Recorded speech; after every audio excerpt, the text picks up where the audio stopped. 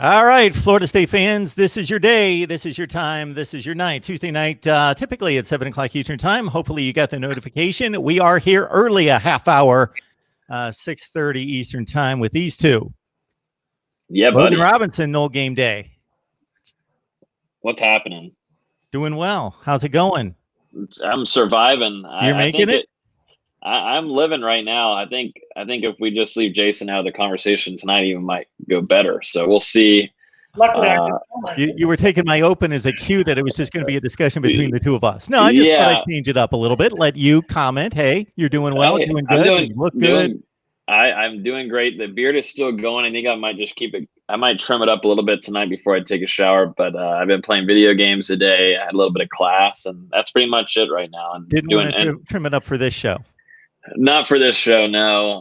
I want to show my masculinity since I keep getting called a little kid in the chat. So I need to stay as more older than. I like the approach. And of course, Jason Parker from NBC6. Hey, how's it going, guys? Yeah, you're here as well too. How's it going? For 47 consecutive shows. 47. The first one though without the goatee. I got a little bored this weekend. Not gonna lie, and shaved it off. Okay, now we can see it better. Okay. Oh, there we go. I like this view.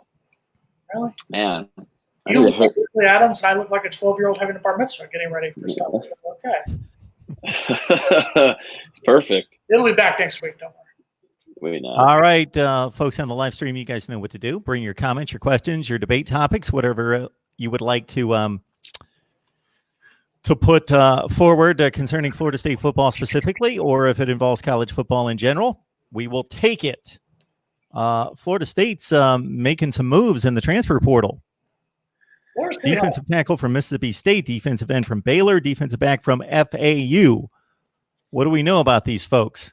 Florida State had a hell of a week getting transfers to come in. Of course, it started out the two biggest names on the defensive line, personally, for me, are Deontay Williams, who is actually a FSU legacy. His father played football at Florida State in the 1980s, but he's coming in as a grad transfer from Baylor. He's kind of going to be at that defensive end position. I think he's going to be somebody you see come in. I don't want to put too much into him, too much pressure into him, but I think he's going to be somebody who can come in, give you that senior leadership. The guy I'm looking at right now is Fabian Levitt. He's the defensive tackle. He was the most recent one. He's transferring from Mississippi State. Looking at stats right now, 6'3", 330. He's a big guy. The biggest thing about him is that he's not a grad transfer. He's coming in. He'll be a redshirt sophomore this season. He'll have a maximum of 3 years left to play for the Seminoles. That's going to be big. The two of the guys who are coming in are grad transfers, so yeah, it's a great thing. It's a one-and-done thing. But Levitt has that potential to come in and decently play for a couple seasons on the line right there. I think it's also a good thing you see that it's not just Mike Norvell who's going out recruiting. It's the assistant coaches. You can see the assistant coaches getting a lot of love. One of the knocks I will say about Willie Taggart during his time is that Willie Taggart was the guy who tended to be involved in everything, tended to have his name and everything. Norvell is doing things, but he's also letting these assistant coaches go out there and get their job done. Now, the biggest name that attracted a lot of the national media attention is somebody that Logan's going to talk about, defensive back from FAU of all places. Logan, talk about it. Yeah, Miko Dotson is a guy that's very versatile. Obviously, the headliner and what gets spread around the country is that he led the whole nation with 9 interceptions. So obviously, that got Florida State fans pretty happy about that. I actually have a contact down in FAU that competed with him daily as a wide receiver too, a true senior or redshirt senior. And he said this is by far their best, arguably their best defensive back.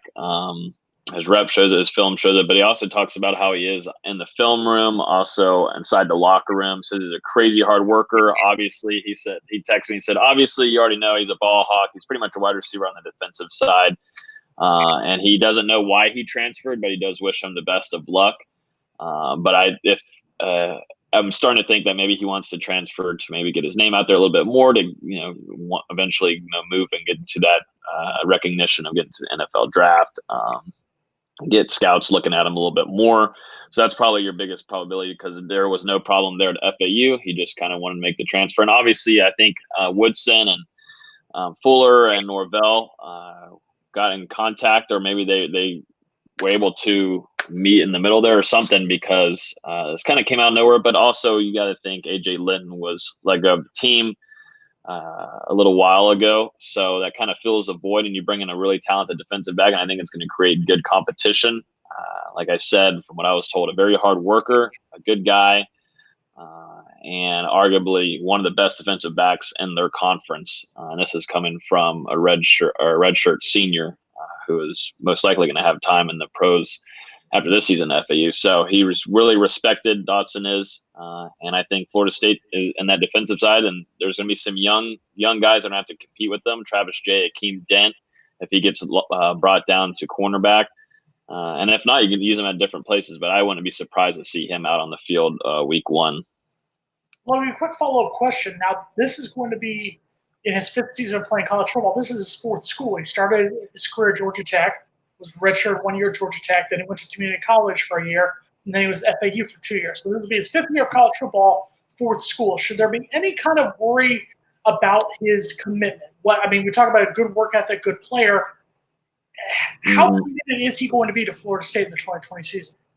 Like I was saying earlier, I think this is a move on his part. I don't know what kind of relationship on the back end was created between Woodson and Fuller and Norvell with Dotson. I don't know how that came about. I don't know if he reached out. I don't know if Norvell's and company reached out. But it seems like what I'm thinking is that he's wanted to get his name out there a little bit more. He really likes the new staff and maybe what he's hearing about what's going on. Not far away. I know it's all the way South Florida area, kind of down there, but he obviously is liking what the Norvell staff is doing, and he obviously he's heard a little bit about Marcus Woodson too, Florida State's new defensive back coach, and it's hard not to hear about him. Definitely if you're to recruit in the defensive backfield, and a player.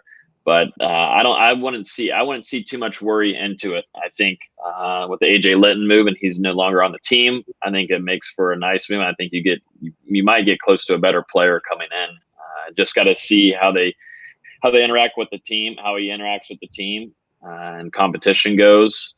But you're missing pretty much spring football right now. He gets to come in right away and try to work and compete with those young guys. And there's so much talent there. On the defensive side in that backfield, that I think it will create a lot of good competition that's needed. And a ball hawk, something that ball hawk Florida State fans should love that, because Florida State has lacked that the last couple of seasons. Just can't. The ball would come to them, but just can't catch the ball. So Florida State fans, they're getting a wide receiver on the defensive backfield. And obviously he's moving a little bit closer to home. He's from Daytona Beach. The one thing that I love about Lovett, let's give a quick round of applause to Mike Leach for the dumbest tweet out there. Lovett was one of the players who initially came out against Mike Leach for putting a tweet of a noose. You're a college coach in Mississippi, and you're tweeting a noose. So Mike Leach with the dumbest tweet of 2020 enabled us to get a great transfer into Florida State. So congratulations, Mike Leach. Speaking of that, there's also, from what I've been told, Florida State is, I don't know if they're interested, but the other side, a offensive tackle from Mississippi State, Brevin Jones, is very, very, very interested at Florida State. Don't know. He has not been offered yet. This is a teammate of here talking about Lovett. He has not been offered yet from Florida State, but if Florida State were to make the offer, I think it'd be about an immediate commitment to Florida State and the Seminoles, which would be great for Coach Atkins. And obviously, Florida State fans would be happy overall with how the offensive line has been the last couple of seasons. So we'll see if Florida State throws a bone at him, and we'll see what happens. But keep an eye on Brevin Jones. Do you think 330 is too big for him? He's weighing in 6'3", 330. Where do you think they're going to – do you think they'll get him down? What do you think they're going to do with him there? A little bit. I'm looking at him here, and it's showing – I'm looking at unless something has changed. It says that he's now 280, but this is on his Mississippi State. We're talking about Brevin Jones being 280 or 330? I'm talking about Fabian Lovett. Fabian Lovett. Oh, Lovett. Okay. Yeah, he'll definitely want to be slimmed down a little bit. Most certainly. Yeah, he's probably gonna have to do what they did with Big Marv. I don't think you have to do that extreme of what you had to do with Robert Cooper, but a little bit of Big Marv conditioning there, and Marvin Wilson, he can do it quickly. So just I think those two will tandem up together and work out, and maybe cut off a little bit of that fat so he can get a little bit quicker. But we've seen little highlights of how he is on that interior and how quick he can be. Shed off another 15 pounds or 20 pounds and be good to go. And that shouldn't be too tough.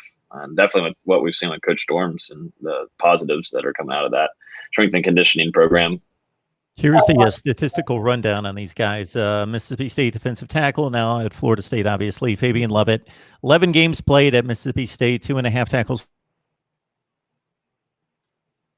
Williams, that Jason had pointed out, 4th school now at Florida State, 13 games at Baylor. Didn't play in 2019, 13 games back in 2017 and 18. Of course, Baylor ascending from 1-11, 7-6, and then 11-3 under Matt Rule. 4.5 tackles for loss and 1 sack. So we're not talking about guys that have just blown it up, but they've obviously contributed and played at a high level in the Big 12 and in the SEC. And then, of course, as you guys have discussed, Miko Dotson with the 9 interceptions to lead the nation. Would be fascinating to see the breakdown of the 9 interceptions, because interceptions are one of those stats. Now, once you pick off 9 passes, that is a considerable number. If you get 3 or 4, maybe you were in the right place at the right time. Maybe a few tips came your way, or maybe you made really good plays on the football. It would be interesting to see. But not once you get to 9, you're probably a pretty darn good ball hawk and really making a break on some of those passes. Just wanted to also know, Jason, 30 tackles and 1 tackle for loss from Dotson. Yeah, he played in Conference USA, which is a little bit more of a passing league. It's a little bit more of a, let's air it out. Let's, have 50, 60 points in some of these games there. So he experienced a lot of throwing the ball. There you go, Austin. So a lot more of that. But I agree with Logan. I think his transfer was more of a business decision. Obviously, he's from the Daytona Beach area. This is hey, let me get a profile. If I can get a pick against Miami, pick against Clemson, pick against Florida. If I can get a pick in a big high-profile game, maybe up my draft stock. That's going to be somewhere from there. Deontay Williams, I understand. Obviously, he's a legacy, like we talked about. His dad played here in the 80s. Still trying to figure out why he would come in there. You're at Baylor. You're at a decent program. I get that Matt Rule left. But you put in your time there. You're a grad transfer. Why not stay there for a year? Don't get me wrong. I'll take you. God bless. Welcome to Tallahassee. But that's fine. I need Fabian Lovett. If you can get Fabian Lovett down to 310 pounds, which I agree with Logan, I think that could happen. I think he is somebody who can spend a decent amount of time in the lineup. I think he's only played 1 year, still has 3 maximum years of eligibility left. I want to see what he can do in Tallahassee. By the way, the scouting report on Brevin Jones coming out of high school, according to the 247 composite out of Birmingham, Alabama, 2019 class to Mississippi State. Only the 61st rated player in Alabama, the number 140 offensive tackle. So by the numbers, wasn't a highly rated prospect, but if he's good enough to sign at Mississippi State, a mid-tier SEC school, usually win their 6 to 8 games a year, then obviously worth taking a flyer on and worth looking at. And it's not like we're getting guys who are coming in from, like you said, Old Dominion or New Mexico or schools like this. You've got an FAU transfer, 9 interceptions for an 11-win team, and then 2 guys from Power 5 schools. So that's why I guess there's that extra motivation of, hey, this is a decent move. So shout out to Mike Norvell. Shout out to the assistant coaches. You did good this week. Guys, I'm going to lean on you for this question from Austin Keynes, because you guys have some great insight into the recruiting aspect of it, and not necessarily the specific recruits, but kind of the approach. So looking at the Florida State coaching staff, who makes the impact in South Florida? Who has the ties down there? That's a good question right now. I think probably the biggest name that comes to mind is Ron Dugans, because of his time as an assistant coach, as wide receivers coach for the Miami Hurricanes before he came to FSU before the start of last season. So he's probably the biggest name who knows the most about recruits down there. But it's not like when, I'll give Jimbo Fisher credit. When Jimbo Fisher came in, he had guys like DJ Elliott. He had guys like Mark Stoops, who either coached at the University of Miami or had spent years, in some cases decades, recruiting the Miami area. When Willie Tegger came in, he had guys who knew the Miami area, knew either coached at Miami, coached at FIU, or knew that area from recruiting. Mike Norvell hasn't reached out to South Florida yet. He did get decent recruits so far during early signing day, and during the February sign day. So he was able to come in and put a foot in here. But I think Austin hit the nail on the head asking the question, Mark, as well. There's no real one name who has said, I'm going to come to the 305, the 954, the 561, and recruit. So I think probably Ron Dugan's is the closest we have at this moment. So that's going to be the big question from this point on. Yeah, I think him, and a name that just comes up to me from what I've heard whenever he was first hired is also Marcus Woodson. He's got some play a little bit down there, and I think overall, I mean, it's not going to be a coach; it's going to be W's on the sheet. I think a lot of those players down there.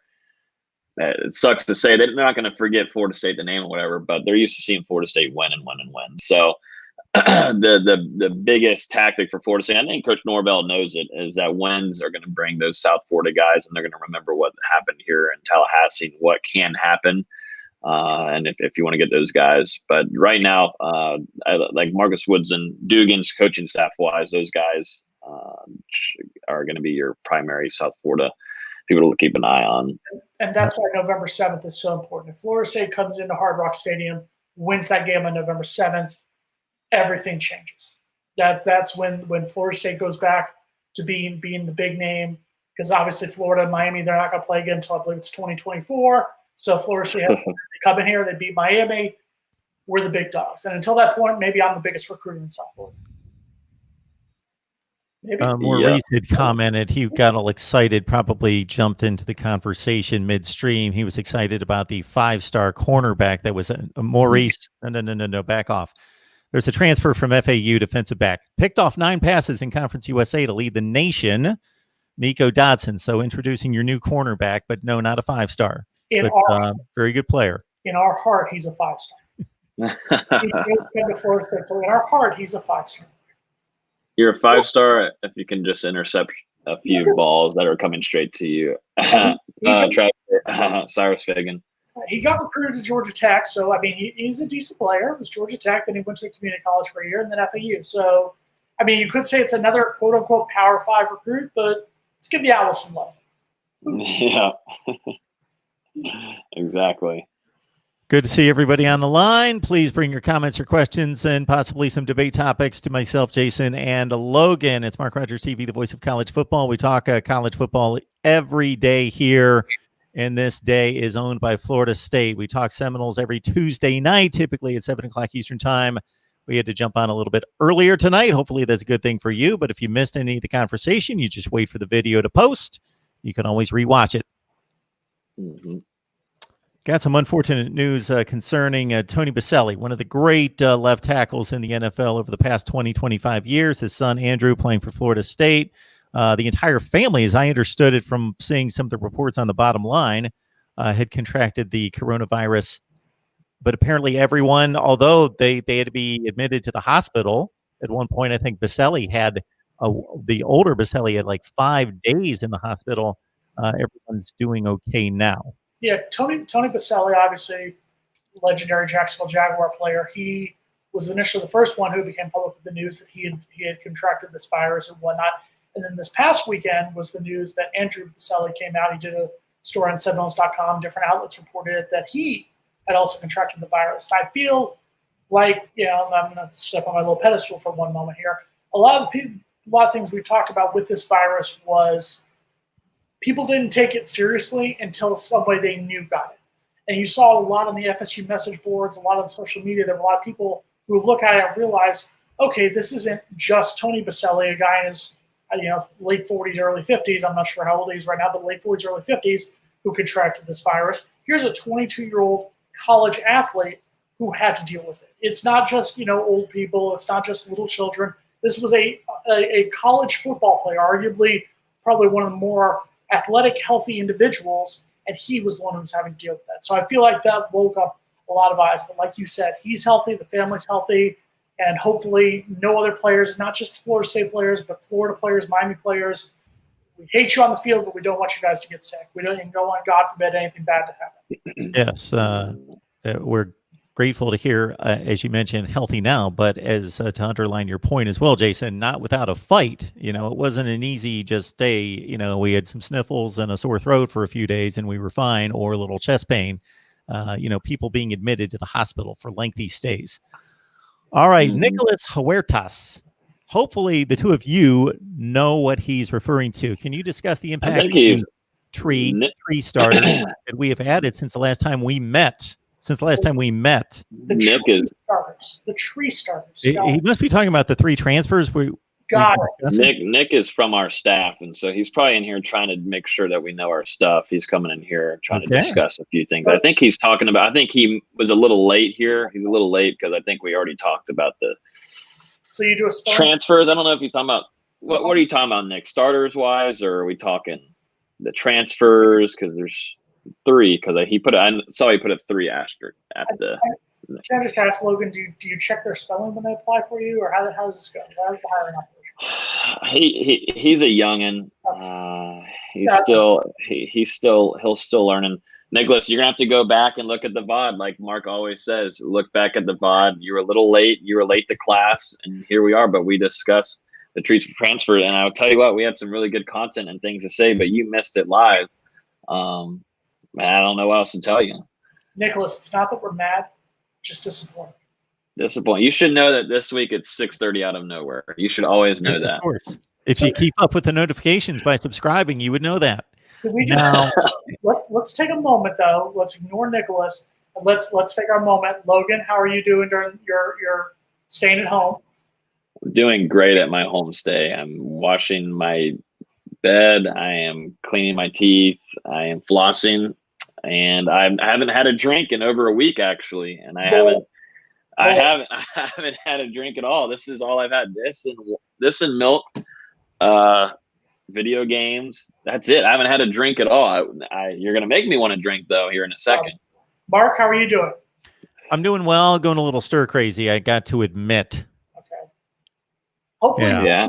Now my kids are only like 5 to 10 minutes away, and they come over for 2 or 3 days at a time, and then I don't see them for 4 or 5 days, and they come back over at various times. They're 20 and 23, so they do what they please, but they'll come over and stay for a while, and which is really nice, and saw them for a nice Easter dinner. But yeah, I gotta say that while I typically don't miss working, yeah, I can't bring myself quite to say I miss working. And I'm working from home. I'm working from home, so let that be on the record for any higher-ups watching.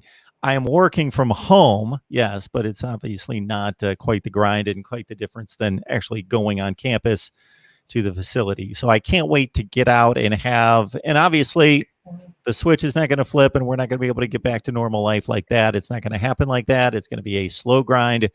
But to take those baby steps will be nice.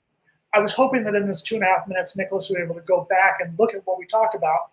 That's why I just want to give him a little time to go back there and look, and hopefully he found it. God bless you, Nicholas. Nicholas is doing his best to make up with a statistic there, comparing the production of Miko Dotson with the entire Florida State defense last year with only 7 picks.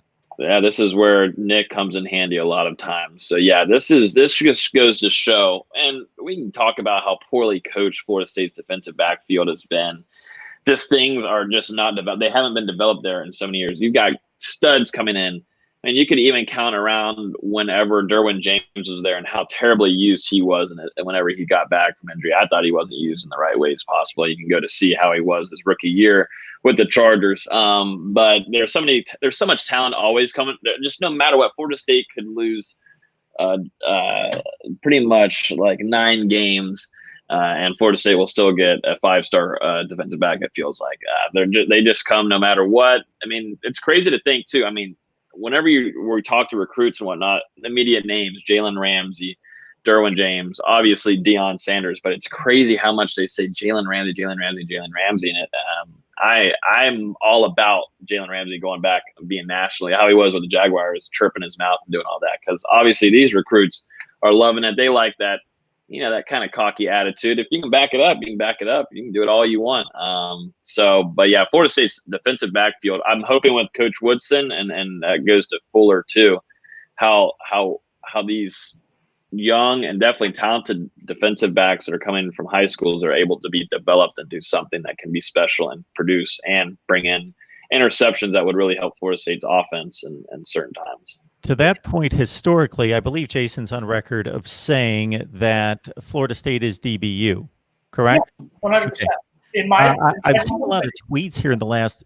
Let me state something real quick. I don't know what the source of this is, but I've seen a lot of tweets this week. There must have been some publication that came out recently that has been ranking various positions, linebacker, DBU, etc. Here's your top 10. The first question I have is always, what's your reference point? Is this relate to NFL production at all, or is this strictly as a college player? Number two, are we going to the history? Are we going all the way back? But apparently these lists were a BCS era, 1998. I believe it was your company. I believe so. I kind of said that tongue in cheek, but I thought it was. I wasn't 100% sure. I believe so. I think it was your employer, but they ranked, and they didn't ask me. They had it where it was where you have $15 and you can, $3 is FSU DBs, $5 is, Oh, okay. Yeah, it was one of those. It was one of those things, and they had it. So Ohio State was $5, LSU was $4, and Florida State was $3. We all rated because we all know Ohio State would definitely be well below Florida State. That's just. I'm sorry, Jason. I'll not even pay any. I just want to, real quick though. I hope Cheryl, who's also a loyal viewer, exactly. She watches Mark Rogers TV, the voice of college football. Is she talking smack? I want to give her credit. Please don't answer her question. Do me a big favor, Jason and Logan. Don't answer her question, because for the only time I will probably ever do this, Cheryl, I'm going to put you in your place, because Cheryl, I love you, your contribution, your support. You're here all the time, and you're an intelligent college football fan. But it drives me nuts when people ask questions that they can Google, and they will get the response quicker from Google than they will. It's a black and white factual question. It's not a, what do you think about the quarterback situation this year? It's a, who won the 2000 national championship? Okay. You can always go to Google for that. I'm going to give her the benefit of the doubt and say that she was probably talking back and forth some smack with some people here in the live comments. Because I see the Ohio State. I wonder if she was talking smack about the fact that they won one year after us. I mean, it was 2013. It wasn't that ancient. I was in my 30s by that point. It wasn't that long ago. Logan was drinking at his sophomore homecoming that year. I believe. Oh, whoa. 2013. High school, yeah, probably a little bit in high school. Yeah, I was. Yeah.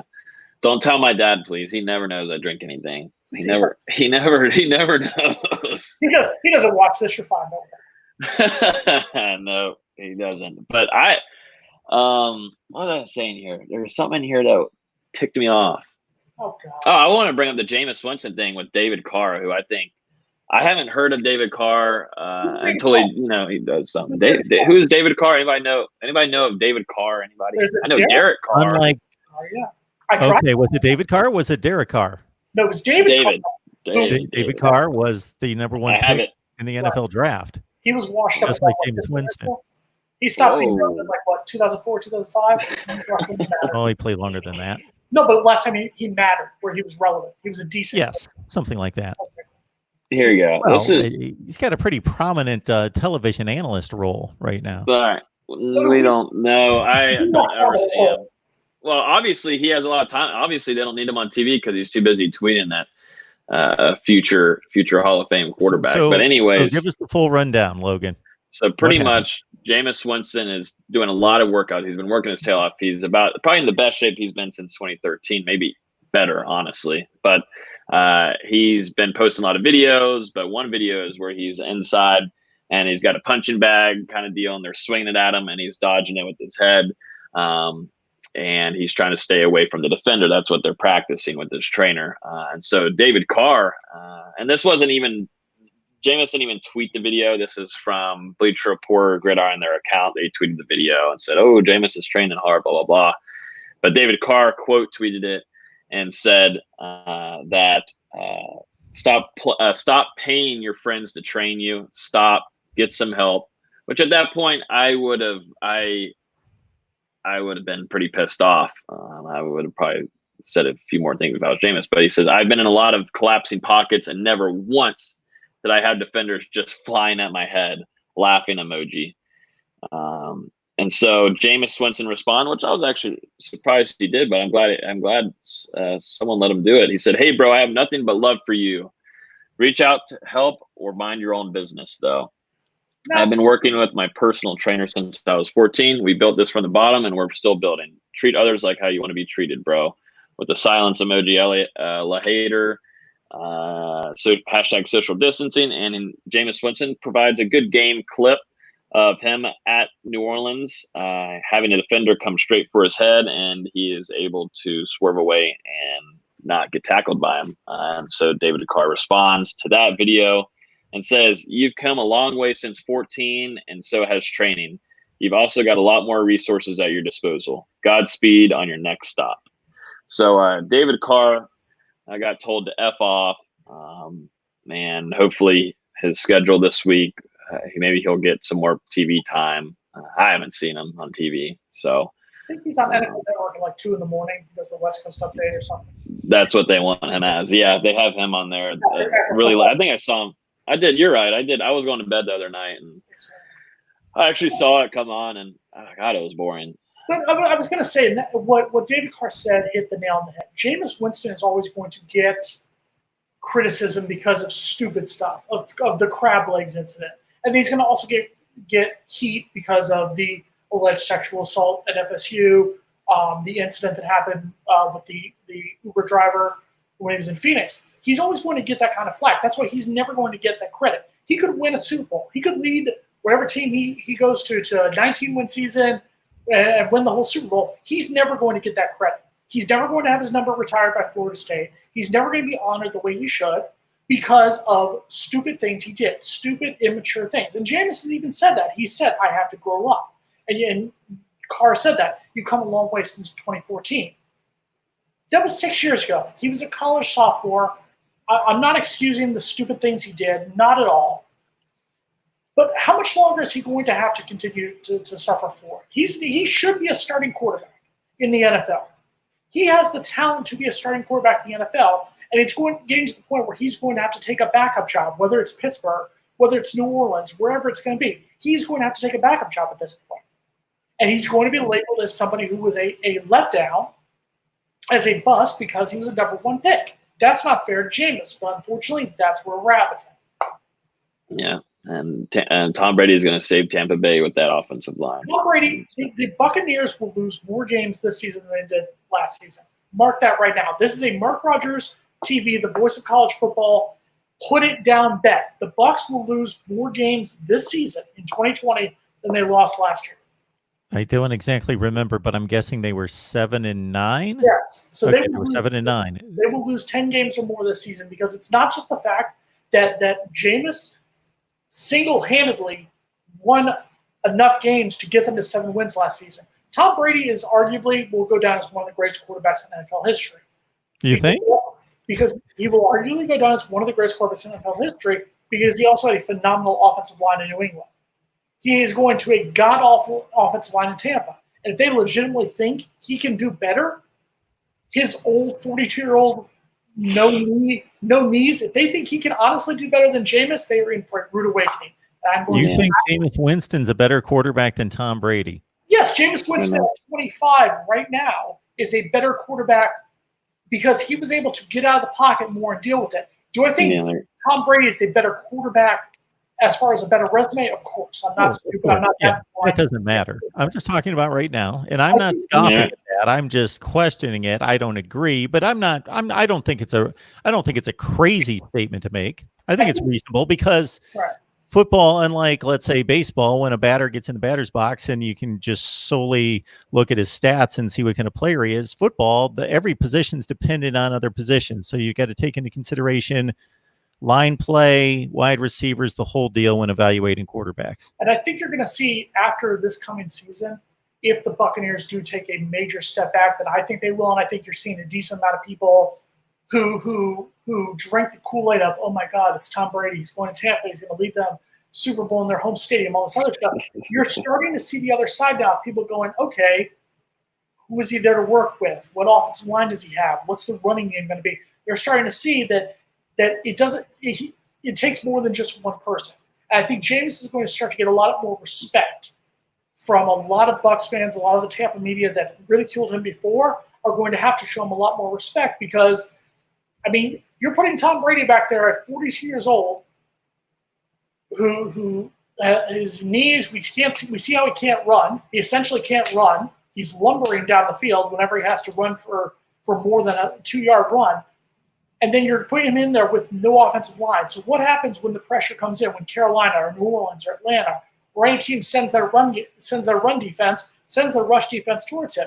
Tom Brady's going back there going, oh, crap. I got to think that Tom Brady knows what he was getting into, that he's really protecting his career. Any person in his position that can pretty much go not wherever they want, but to a number of places, I would think would have reviewed the offensive line. He's getting paid $30 million a year to come here. Let's be honest. That's why he came down here. And he wants to try to show – he wants to show off the Belichick.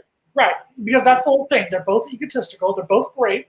Arguably the best best quarterback, best coach in the history of the league, arguably. Mm-hmm. And he wants to prove that he can do it. The problem is it's not the same shit. It's not that same boat that he had in Foxborough.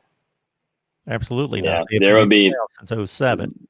There will be no explosive offense in Tampa like Jameis had it. There will be no explosive. You'll have quick throws off to the side, dump passes off to the running back that nobody knows who it is. No offensive line. He'll get shattered. Jameis Winston, who wasn't really at all supposed to be a mobile quarterback, turned into one and was actually turned up to being the Marcus Mariota, sadly, in Tampa Bay because he had to run everywhere and he had probably about 2.5 seconds. Yeah, he did some stupid throws, idiotic things sometimes, but he's always trying to save the day because his defense will blow it. No matter there was at least 4 games last year I watched where Jameis Winston would lead them down in the fourth quarter and they would be leading after that drive, and then it really doesn't. It maybe just takes a minute, maybe 45 seconds, and that defense would blow it. So I think Tampa Bay is 5 years late on wanting to have Tom Brady, and I also think that Tom Brady's retirement will come earlier than expected. I do have to ridicule you for 1 second on one thing, Logan, because you did go hard on David Carr. I mean, I will give him credit for something. He is somebody who knows about eluding pressure. I mean, anyone who's been sacked 267 times in 11 seasons, averaging for just a season, knows about facing pressure. So yeah. He knows real well. Defense. He was drafted by an expansion team, and they were atrocious. And I believe he got sacked, if I remember the number, 72 times in a season. 76 times. He has sacked 76 times in 2002 and 68 times in 2005. No, he was once again in a situation where, yes, you hit the nail on the head. And Austin Canes, he had all-time worst offensive lines because it was an expansion team. So, but I guess the point is when he sits there and makes a comment of, you've come a long way since 2014. That's what bothers me, because people are never going to get past stupid things that Jameis did, because he had come back after the Heisman season, after all the stuff with the alleged sexual assault and whatnot, and he just kept adding to it. And eventually he will grow up. Eventually he will win a Super Bowl. I do believe Jameis will win a Super Bowl. I think people are going to finally have to give him the credit he deserves. It's going to be fascinating watching not just the next season, but the next couple, because you guys have pretty much gone out there and said Jameis Winston's better than Tom Brady right now. I don't think that's an unreasonable statement. I don't agree with it, but I don't think it's unreasonable. I think there's a debate there. Also 25 versus 42. You're talking about a 25-year-old versus a 42-year-old. Yeah, I'm not talking about Tom Brady in his prime. I'm talking about Tom Brady right now. I also just, I'm watching the NFL Network the other day, and they're talking about Tom Brady. If he doesn't win a Super Bowl, it's a bust of a season for Tampa Bay. And I'm like, whoa, can they go to the playoffs first? Can they get a wild card spot? Maybe that would be a success. Let's not hold it to they're going to win a Super Bowl this year.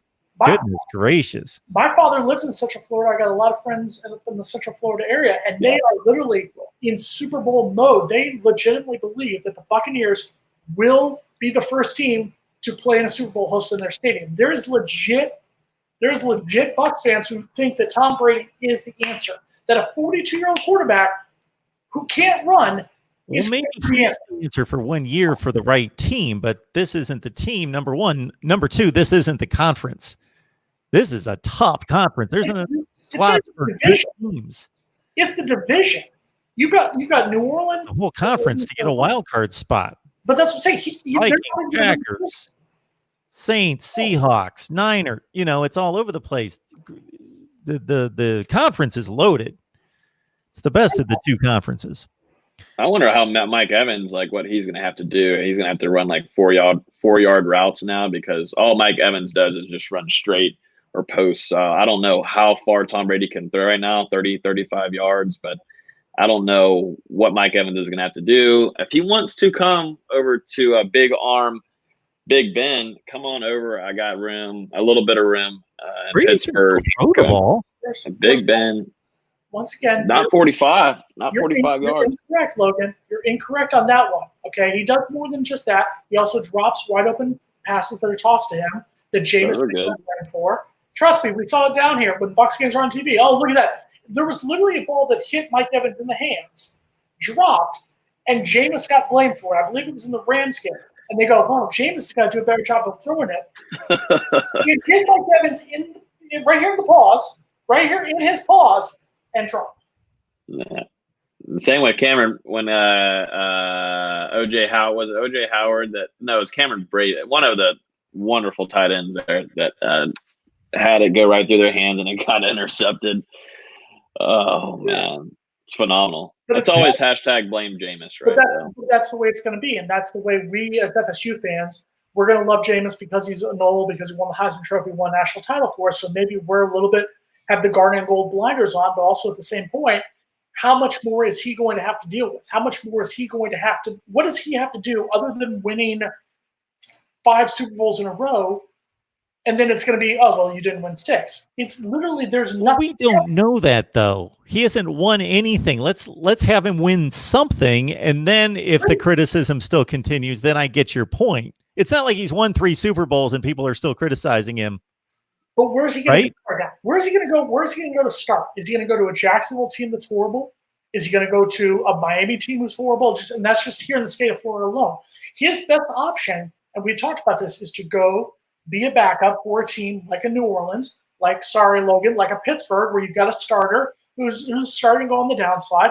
Go in for a year or two, kind of be a decent backup for the system, and then come in and kind of have that restart. That's the best option for Jameis right now. But the question is going to be, what team is going to give him that chance? What's I forget his name, the quarterback that they're going to roll with in LA and the Chargers. Who is it? The Chargers. Tyrod Taylor? The Chargers. Tyrod Taylor. They're going with Tyrod Taylor? That's phenomenal. That's phenomenal. I can't make it up. I get your point. So Tyrod Taylor is not a starting quarterback in the NFL. Yeah, but they're going to roll with them. They're going to roll with them. They have so much young talent. They have so much young talent at the Chargers right now. That's where I thought would be a great spot for where Jameis could go start immediately. Sure.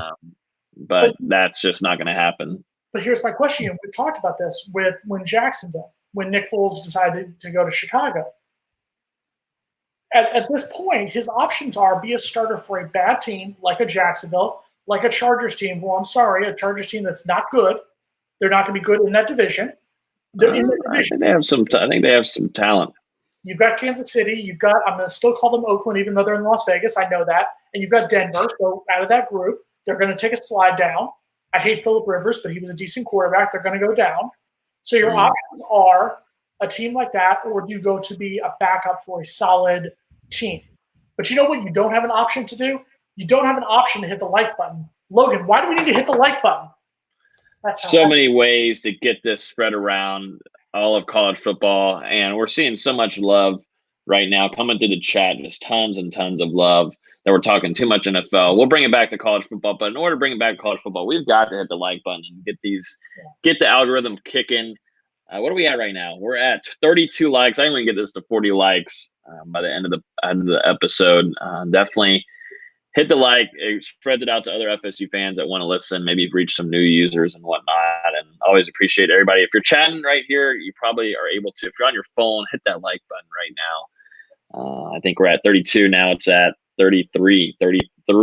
Man, we're kicking now. So appreciate it, everybody. Mark, that's what's Logan? called transition. Appreciate that, Jason.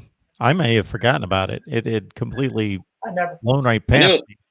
I knew it was coming. Up for the next question, which our guy John, who also is complaining about the NFL conversation, also asked, are there any guys that are close to committing? Well, FSU, they did get a big commit this week, offensive lineman from the Ocala area from Trinity Catholic, Jake Slaughter. And he's one of the top 10 offensive linemen. He's a center, like I said, from the Ocala, Trinity Catholic, a big school in that area. 6'4", 300. So, Logan, what do you see there? I think he's somebody who I believe was Toledo was the only school that had offered him. But as of late, he was getting looks like Miami, Syracuse, Arkansas, starting to get some Power 5 looks. Where do you see him possibly fitting in? So that is going to be their future center. Both centers now in Florida State's roster are going to be gone after this upcoming season. So Slaughter is your future center. Hopefully he's not playing quarterback and center. Then that'd be a really tough situation. But anyways, he's ranked the number 6 center.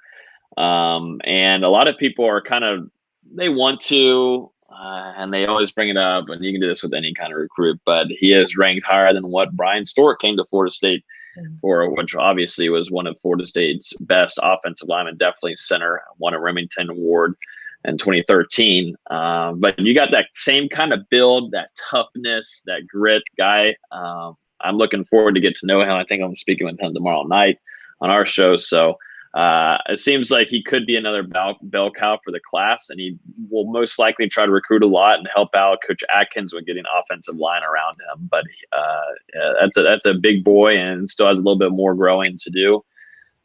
Tough, but he's a number 6 ranked center per 247 Sports. So Florida State has a pretty good grab there, and they'll take it.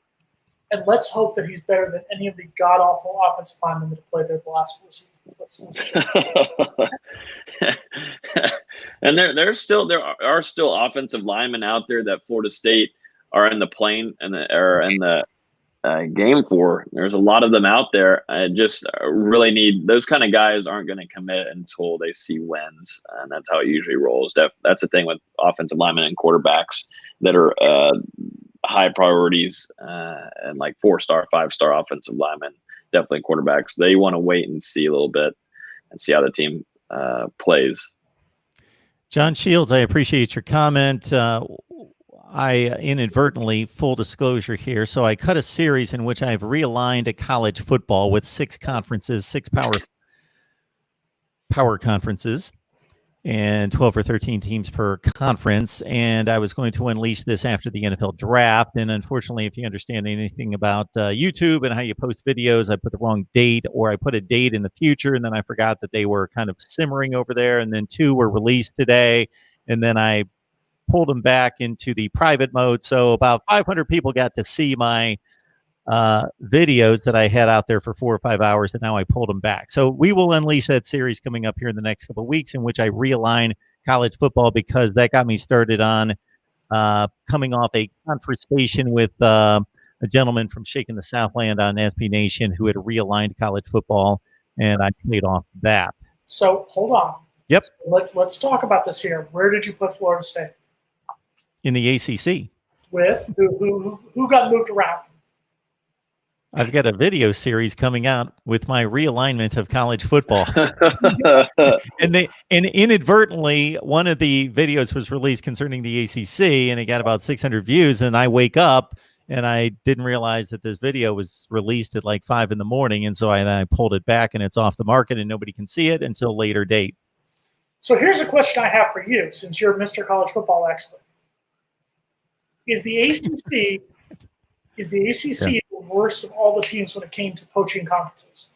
And I'm going to say where this comes from. Coaching? No, poaching. Poaching other conferences, because I'm going to use this as an example. The best 30 for 30 is Requiem for the Big East. Yes. That's the Big East Basketball Conference. Good one. I'm a huge Big East basketball fan. That was the best conference in the 80s and early 90s when it came to basketball. You look, Miami left to come to the ACC, Boston College, Virginia Tech, later on Pittsburgh, Syracuse, Louisville, all these schools that came over to the ACC. Did the ACC start the trend of just leaving for money? And if so, are they the problem? Was the ACC the problem about a decade and a half ago? Or do you think they found a good thing? I think that this was inevitable. Yes, the ACC made the most moves and the most major moves at the earliest date, But the Big East was not going to be a factor in football, and something was going to happen to the Big East regardless. Because as you well know, football drives everything. 90% of it, money, therefore football. I don't have an issue with what the ACC did. I'm not totally happy with the configuration of the conference because I think it should be more of an Atlantic/Southern conference. So, Logan, I'm going to ask you this question. I think Notre Dame should join the ACC in football. I think it's bogus and BS that Notre Dame's in the ACC for every other sport except for football. I genuinely believe Notre Dame should be in. I agree. Silly. However, that means for them to come in, somebody has to get kicked out. So, Logan, which ACC member would you kick out to bring Notre Dame in football? Mark, you're next, so I'm going to ask you next. So think of it next. Probably go. While he's thinking of this, I'm kicking 4 out, actually, in my realignment. Whoa. 4. Okay, we're speaking of reality here. Of the 14 teams right now, which one, Logan? Which one? Duke. Just get Duke out of there. I don't know why, but just kind of a waste of time usually. Just who cares, you know? You're thinking about football. Yeah, I am just thinking football, yeah. Okay, I was going to say that was a little bold there to kick Duke out for everything, but all right. I was just thinking, are we doing football or like the whole entire sports spectrum? Just football. So Duke football. Okay. Mark, who do you get rid of? I'm getting rid of 4 teams. No, but in this case, which is the one team you get rid of? In football, this only affects football. To bring in Notre Dame, I get rid of Boston College. Okay. I broke a tie between Syracuse and Boston College just because I think of them being further north. Just get rid of one of them. It's interesting. Syracuse. Okay. I get rid of Louisville. Syracuse, maybe? I send Louisville over to the Big 12. Let the Big 12 have them. West Virginia and Louisville can have their little rivalry, their little thing right there. That's number one. Number two, Louisville, I'm still mad about 2016, how Lamar embarrassed us. I'm pissed about 2017 when we came back, tied the game, and then the James Blackman fumbles, and then they go down and kick the game-winning field goal there. But I'm really mad about 2002. I know they were in the Big East at the time, but I'm still pissed about that overtime loss. Rain game. Damn you, Chris Ricks. So you're kicking out a football program because of what they've done to your team. 100%. That's your logic? No, I didn't say it had any logic involved. It's an opinion. Okay. Well, there can be opinions tied to logic. That's not against the law. Mine typically are. I would check out Louisville because I think Louisville, if we're just talking about football, I don't think Louisville, I get why Logan kicks out Duke. They're kind of that rocky road. I feel like Louisville's a team who sometimes they're good, sometimes they're pathetic. And let them go over to the Big 12. Big 12 needs a 12th member. They don't know how to do math over there. They have 11 or I think 10 teams right now. Yeah, let them go over. Let them play West Virginia. They can go have fun of it. Mr. G14 Classified, thank you so much for reminding everyone to hit the like button and support the channel. These two guys make it happen every Tuesday night for us. Logan Robinson, Nole Game Day. Please join him there. Where's the podcast? Where can they find it? Hear the Spirits on iTunes, SoundCloud, Spotify, Google Play, and YouTube. And if you hit that subscribe button, then you'll be notified every time we release a new podcast. How's the podcast doing? It's doing pretty good. I think there's been a lot of since this has all started, I think a lot of people have seen numbers go down, which is understandable, or without spring football right now, so can't complain too much. But trying to bring on more guests and try to bring on former Noles to kind of be more entertaining. This is where people got to be really creative right now. I don't understand how ESPN and all that how they do it and everything. You got to find a lot of creativity at this point. We still got a long ways to go. So they don't have 1 or 2 people working for them. Logan, be a little kinder to yourself. I realize that from time to time when people jump on me for content, I'm like, I'm one guy. Mm-hmm. Yeah, Jason, I know. Mr. 47-0, Jason Parker. I was going to say, can we take a few seconds real quick to just in memory of the fact that this weekend would have been the spring game. I would have been for the spring game this weekend. We would be previewing that. But yeah, we would be previewing there. Let's sit shiver. there'd be injury, there's something would have happened, and it would have been something crazy, and we've been able to talk about it for like 30 minutes. But here we are. We talked a little bit too much about NFL, and they got mad about it, and we really had to make up for it next week. We just hope that we can keep those like buttons rolling and get to 50 before we get off this thing. And maybe Logan won't drink any alcohol this week. I have to run. You guys are more than welcome to talk Florida State football all night if you'd like. I could do that. But I definitely need alcohol then, and I don't have any alcohol in this fridge. Join Logan this weekend when he rails more about David Carr, Derek Carr, and anyone with the last name Carr. Lloyd Carr, you're dead too. Exactly. All right, boys. I got to run. I'm 30 seconds away from a conference call. Ooh. Appreciate it. Have a good one. Yes. See you guys back here next week. Hopefully 7 o'clock Eastern time, our regular spot on Tuesday night. Yes. All right.